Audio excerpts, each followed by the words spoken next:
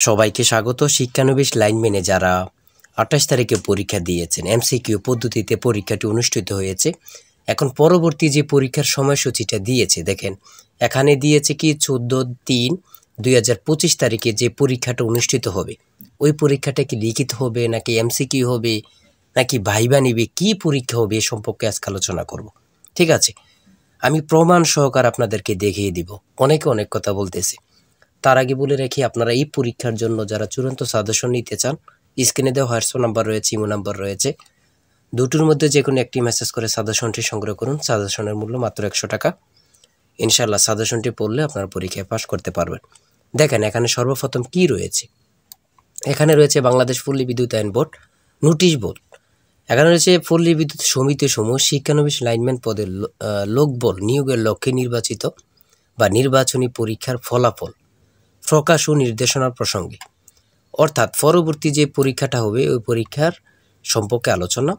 বাংলাদেশ পল্লী বিদ্যুতায়ন বোর্ডের আওতাধীন পল্লী বিদ্যুৎ সমিতি সমূহ শিক্ষানবিশ লাইনম্যান পদে লোকবল নিয়োগের নির্মিত অধ্যায় 28 তারিখ যে পরীক্ষাটা হয়েছিল, শুক্রবারে এমসিকিউ পরীক্ষা হয়েছিল। অংশগ্রহণকারী প্রার্থীদের মধ্য থেকে প্রাথমিকভাবে নির্বাচিত মোট 2474 জন টিকানো হয়েছে।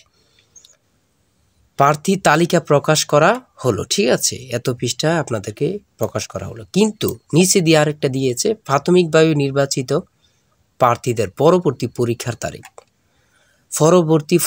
তারিখ, সময়, স্থান নিম্নে উল্লেখ করা হলো। এখানে যে দিয়েছে যে পরবর্তী পরীক্ষার তারিখ ও সময় 14/3/2025, 10টা থেকে পরীক্ষা শুরু হবে। কোথায়? মিরপুর বাংলা কলেজ, যেটা বালক শাখা, হ্যাঁ, সেকশন 11 পল্লবী মিরপুর। সকলের কিন্তু 2474 জন যে টিকানো হয়েছে সকলের পরীক্ষা। আচ্ছা, পরীক্ষাটা কি হবে? আবার একটা কথা বিশেষ করে কি উল্লেখ করেছে এখানে দেখেন, নির্বাচিত প্রার্থীর বরাবর 14/3 এত তারিখ পরীক্ষা অংশগ্রহণের জন্য পৃথক কোনো প্রবেশপত্র ইস্যু করা হবে না। লিখিত পরীক্ষার প্রবেশপত্র কালো কালির বল পয়েন্ট অবশ্যই সঙ্গে আনতে হবে। অর্থাৎ আপনাদের যে এমসিকিউ পরীক্ষাটা হয়েছে, এমসিকিউ পরীক্ষার প্রবেশপত্র দিয়ে এই 14 তারিখ আরেকটি পরীক্ষা হবে। কি বলেছে এখানে?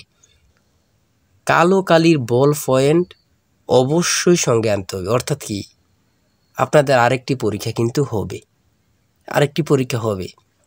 কি নিয়ে হবে?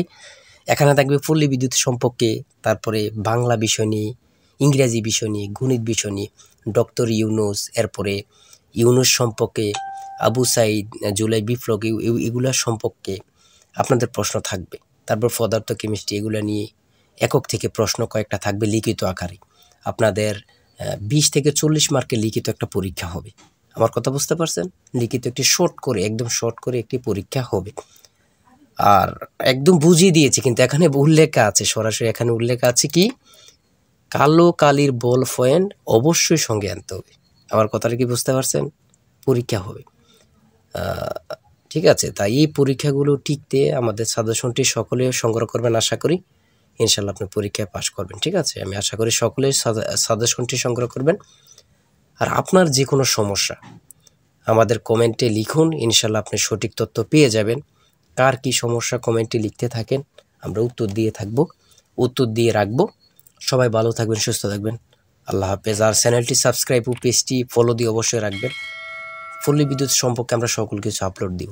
চ্যানেলটি সাবস্ক্রাইব ও পেজটি ফলো দিয়ে রাখলে চলে যাবো আপনার কাছে নোটিফিকেশন। সবাই ভালো থাকবেন, সুস্থ থাকবেন, আল্লাহ হাফেজ।